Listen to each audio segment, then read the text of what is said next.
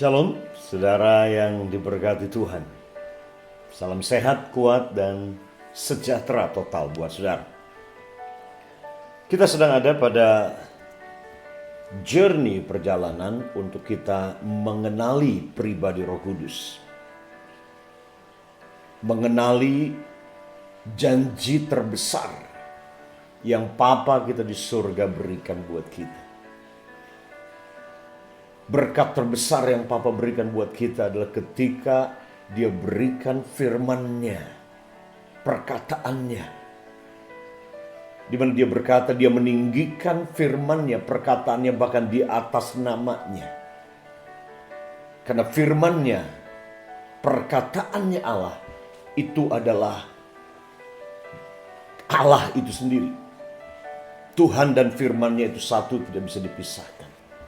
Jadi ketika 2000 tahun yang lalu firman menjadi manusia, Yesus Dia berikan buat kita. Maka Dia sedang memberikan dirinya sendiri. Dia sedang menjaminkan dirinya sendiri kepada kita.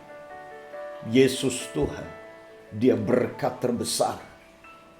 Kan Dialah pokok dari segala sesuatu yang kita perlukan dalam hidup ini. Semuanya ada di dalam Yesus. Kesimpulan, kegenapan semuanya ada dalam pribadi Yesus. Tapi berkat yang terbesar yang kedua adalah Papa memberikan kepada kita Roh-Nya sendiri. Roh Kudus, Roh yang kudus itu. Kalau saya berikan roh saya kepada saudara, itu sama dengan saya memberikan diri saya sendiri. Karena saudara tidak bisa pisahkan Samuel Saputra dengan perkataannya, dan saudara tidak bisa pisahkan Samuel Saputra dengan rohnya. Rohnya Samuel itu adalah representasi dari Samuel sendiri. Tidak bisa dipisahkan. Jadi ketika Dia menjanjikan pribadi Roh Kudus ini berkat yang terbesar. Dia sedang memberikan kepada kita sekali lagi kunci. Roh yang sama yang ada pada Yesus, itu roh yang sama yang Papa berikan buat saudara dan saya. Yang akan memampukan saudara untuk hidup seperti Yesus. Nah, kita sudah bahas pertama kali Roh Kudus bekerja dan muncul dalam Alkitab, dalam Kejadian.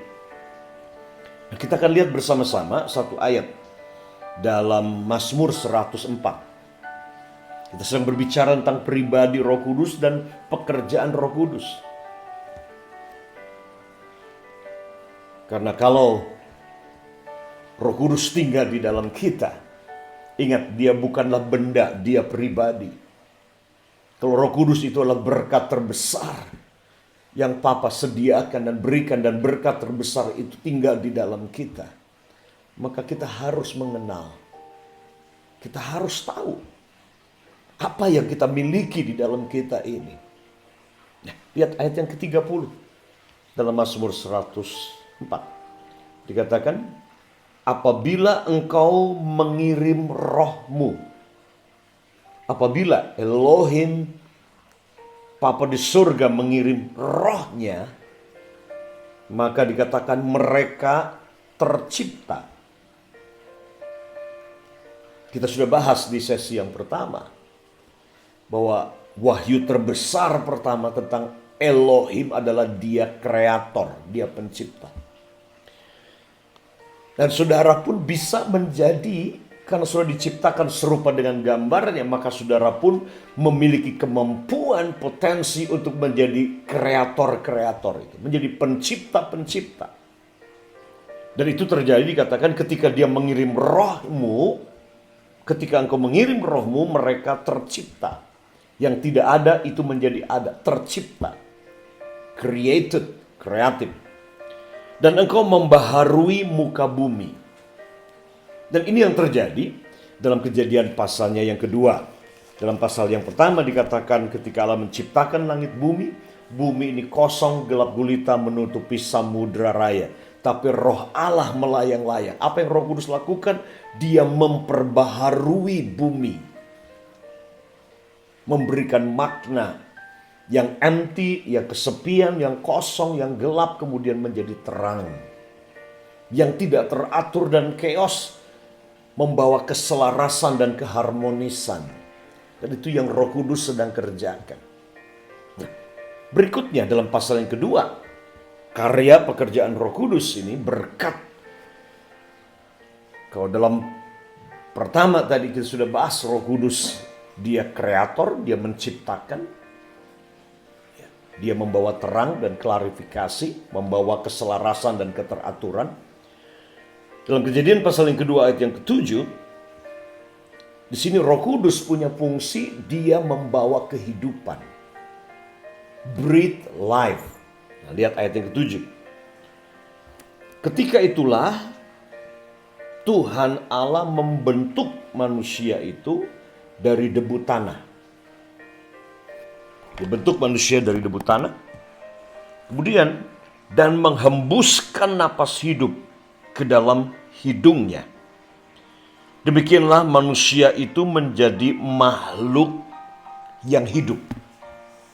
Manusia itu menjadi makhluk yang hidup. Ini betapa spesialnya Tuhan ketika dia ciptakan saudara dan saya. Dia sentuh dengan tangannya, dia ambil debu tanah liat, dia desain, ya dia bentuk, he shape and mold. Dia bentuk saudara. Dia touch dengan tangannya sendiri. Dia tidak lakukan itu ketika ciptakan hewan binatang, dia cuma berkata. Tapi ketika dia ciptakan saudara, dia menyentuh dengan tangannya sendiri. He touch you with his own hand. Dia bentuk manusia. Itu yang membuat saudara menjadi unik, spesial. Saudara adalah masterpiece dari sang penjunan, dari seniman paling hebat di dunia, pencipta kita. Dan kemudian dikatakan dia menghembuskan napas hidup ke dalam hidungnya. Demikianlah manusia itu menjadi makhluk yang hidup. Pekerjaan Roh Kudus yang kedua adalah ini. Dia menghidupkan. Dia memberi hidup di mana tidak ada kehidupan di sana. Kata menghembuskan napas hidup ini dipakai kata napesh. Pneumatikos kalau dalam bahasa Yunani-nya. Dia menghembuskan. Kata pneumatikos atau kata roh itu kata yang sama dipakai untuk kata napas, oksigen, udara. Jadi ilustrasinya ketika Tuhan menghembuskan napas hidup ke dalam hidungnya Adam itu sama seperti Tuhan dia mengambil balon. Ya. Kemudian Tuhan tiup. Dia hembuskan napas dari dalam dia ke dalam balon itu. Dan balon itu semakin besar, semakin besar, semakin besar. Apa yang ada dalam balon itu? Napas. Oksigen, udara yang dari dalam saudara, yang saudara hembuskan, tiupkan di dalam balon tersebut. Seperti itu yang terjadi ketika Tuhan menciptakan manusia pertama. Elohim menciptakan Adam dan Hawa. Dihembuskan rohnya sendiri yang dari dalam dia. God breathed his substance. Tuhan menghembuskan hidupnya sendiri. Hidupnya Tuhan dia pindahkan, dihembuskan ke dalam manusia. Sehingga dikatakan manusia menjadi makhluk yang hidup. Dia bukan hanya memperbaharui, Roh Kudus bukan hanya punya pekerjaan fungsi memperbaharui, mengisi yang kosong. Tapi Roh Kudus juga dia menghidupkan di mana tidak ada kehidupan. Dia memberi hidup di mana di situ ada kematian. Wow. Yesus dia berkata dalam Yohanes 6:63 dia berkata bahwa the flesh profit nothing. Daging sama sekali tidak berguna. Tapi perkataanku, kata Yesus, itu adalah roh dan kehidupan. Terjemahan lain dikatakan perkataanku itu bersifat roh yang menghidupkan. Roh yang menghidupkan. Perkataanku itulah roh yang menghidupkan. Wow. Itulah yang terjadi, saudara. Ketika Yesus berdiri di kubur Lazarus yang sudah bau busuk 4 hari di dalam kuburan itu. Dan Yesus berdiri depan kubur Lazarus itu dan minta kepada murid-murid yang hadir, sanak familinya Marta Maria, gulingkan batu dari kubur itu. Nah, mereka berkata, Tuhan sudah telat, dia sudah 4 hari bau busuk. Tapi kemudian Yesus berkata bahwa jika kamu percaya, kamu akan lihat kemuliaan Allah. Kata kemuliaan dipakai kata doxa yang berbicara tentang the quality of the life of God. Kualitas hidupnya Tuhan itu sendiri. Dan itu yang terjadi. Ketika Tuhan Yesus berdiri depan kubur itu, dia lepaskan firman, dia ucapkan perkataan dan dia berkata, Lazarus keluarlah. Ingat, Yesus berkata, perkataanku itu adalah roh yang menghidupkan. Itu yang terjadi. Ketika Yesus berkata, Lazarus bangkitlah, itu adalah perkataan yang keluar dari mulut Yesus, perkataan yang bersifat roh yang menghidupkan. Maka Lazarus pun dia bangkit dari kematian. Yang tadinya mati, dia hidup. Ada kehidupan. Sama seperti dalam Kejadian pasalnya yang kedua ayat yang ke-7 dengan manusia pertama di sini. Wow. Dan yang dahsyatnya adalah ini. Roh yang sama yang membangkitkan Yesus dari antara orang mati. Hari ketiga Roh Kudus yang sama dihembuskan ke dalam kubur Yesus itu yang sudah mati 3 hari. Roh yang sama ini menghidupkan Yesus dari kematian dan membawa tubuhnya, menghidupkan tubuhnya dengan tubuh kemuliaan, tubuh kebangkitan. Dan dengar ini, saudara. Dengarkan pesan profetik ini hari-hari ini. Roh Kudus yang sama saat ini sedang bekerja, bukan hanya memberi kepada saudara kemampuan kuasa untuk mencipta, tapi roh yang sama ini memperbaharui hidup saudara. Tapi roh yang sama ini juga, saudara, akan menghidupkan di mana tidak ada kehidupan. Mungkin saudaraku menghidupkan bisnis saudara yang kelihatannya mungkin sudah kolaps, mati dan sekarat. Dengarkan ini, saya mau berkata buat saudara, Roh Kudus, dia akan menghidupkan bisnis saudara yang mungkin sudah kembang kempis dan sekarat ini. Dia akan hidupkan itu kembali. Dengarkan firman ini. Dengarkan ini. Ya.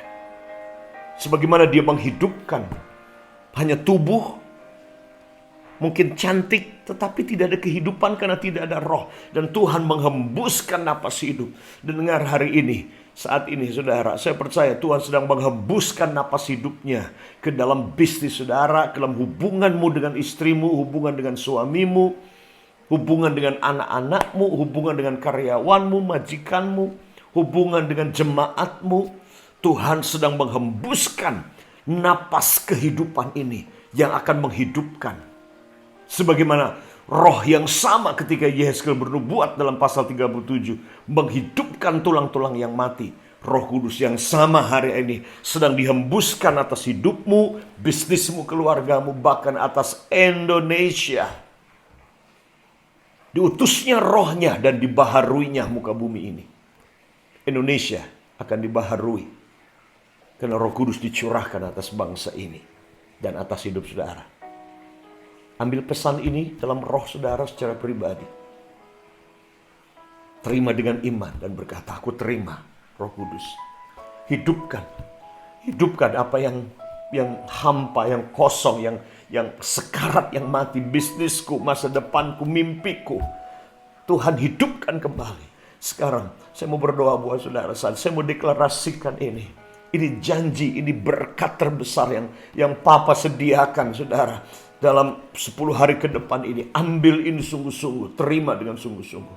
Bapa di surga, hamba berdoa saat ini, sebagaimana Engkau menghembuskan kehidupan Tuhan, kehidupan kepada Adam dan Hawa ini, sehingga Adam dan Hawa menjadi makhluk yang hidup, Adam menjadi makhluk yang hidup. Sebagaimana Engkau ucapkan firman-Mu ke kubur Lazarus dan Lazarus bangkit dan menjadi hidup. Sebagaimana Engkau lepaskan napas hidup-Mu di lembah yang isinya tulang kering, dan tulang kering itu bangkit menjadi tentara yang besar. Demikian saat ini hamba ucapkan kehidupan. Roh Kudus saat ini bergeraklah, penuhi dan hidupkan apapun yang mati. Dalam nama Yesus Tuhan. Aku ucapkan, deklarasikan, bisnismu akan hidup dan bangkit. Keluargamu akan hidup dan bangkit. Masa depanmu, mimpimu, rencana Tuhan dalam hidupmu akan hidup dan bangkit kembali. Harapan yang mati hidup kembali dalam nama Tuhan Yesus Kristus. Terima kasih Roh Kudus. Bekerjalah saat ini di dalam nama Tuhan Yesus.